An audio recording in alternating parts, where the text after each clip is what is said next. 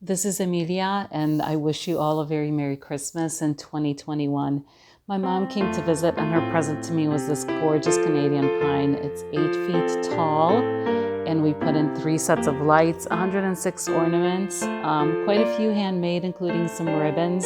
The color theme was green and gold. The tree skirt is actually just some burlap that we fashioned into a tree skirt, and we're going to show you the whole process. So enjoy and Merry Christmas.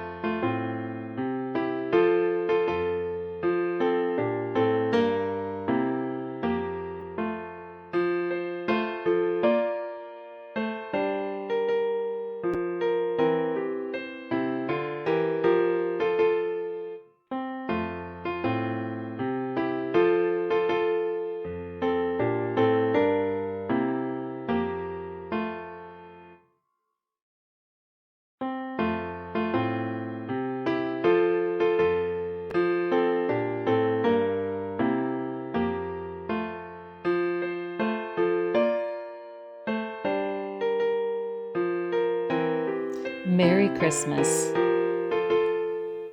These are just a few shots and with some more details. I so enjoyed this activity with my mom this year, 2021. Merry Christmas to all.